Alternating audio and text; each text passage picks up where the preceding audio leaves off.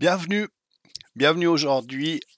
Nous poursuivons notre voyage passionnant à travers les questions clés qui ouvrent les portes de la connaissance de soi et de l'affirmation personnelle.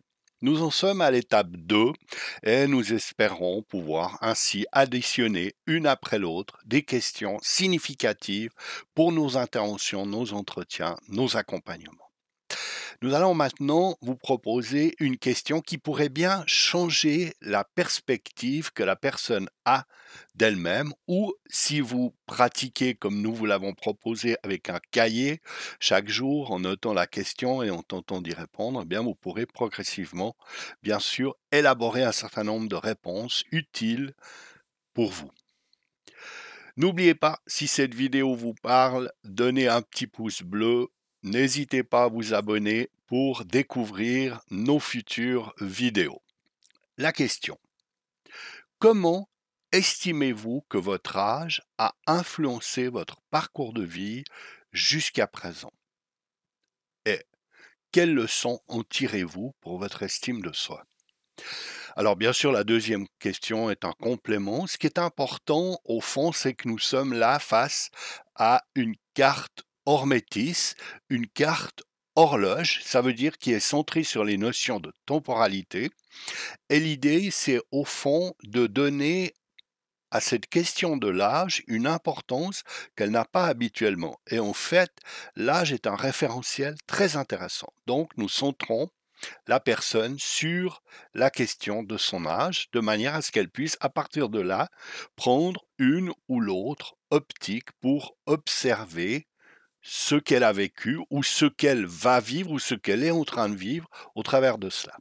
Cette question, estimez-vous que votre âge a influencé votre parcours de vie jusqu'à présent, est très pertinente dans le contexte du coaching pour plusieurs raisons. Un, parce qu'elle permet une réflexion sur le parcours personnel.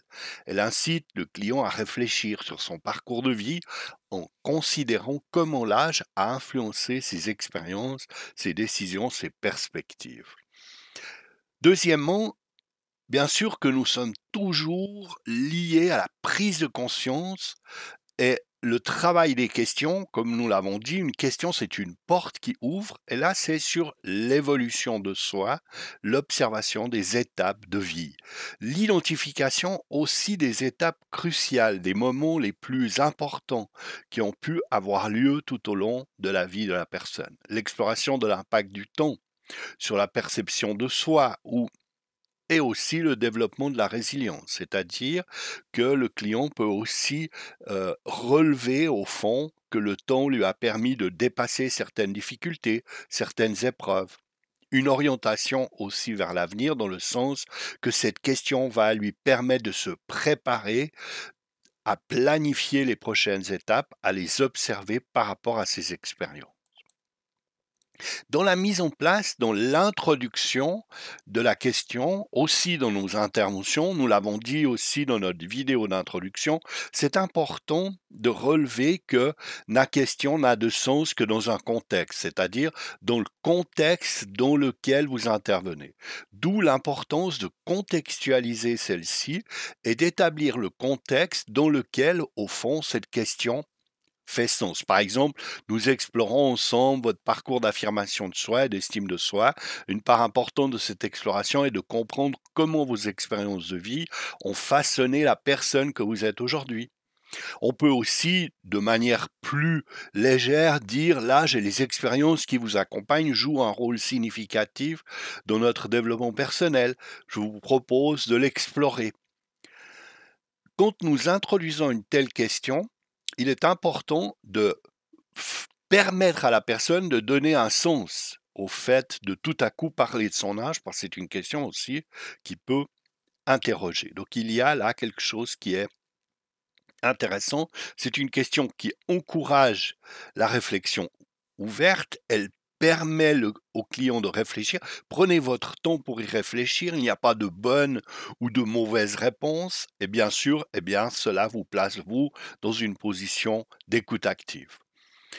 N'oublions pas que ces questions vous sont proposées aussi dans le cadre d'Hormétis, c'est un outil d'animation d'entretien. L'idée étant d'utiliser la carte comme moyen entre vous et le client. Vous évitez-vous d'être directement positionné comme celui qui pose la question, des fois un petit peu plus délicat.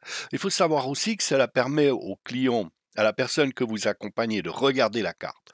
Si vous êtes dans un processus d'auto-coaching, eh bien, pratiquez simplement cette question avec votre cahier, avec votre enregistreur, avec le moyen qui vous convient pour réfléchir autour de cette question, de ce questionnement. Très bien.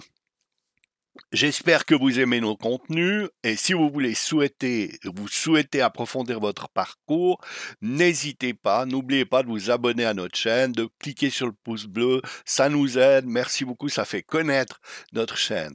De plus, rejoignez-nous, qui sait, dans nos ateliers interactifs pour une expérience d'apprentissage enrichissante et engageante. Votre participation et vos retours sont précieux pour nous, alors n'hésitez pas à nous poser vos questions, à mettre vos commentaires à la suite de cette vidéo.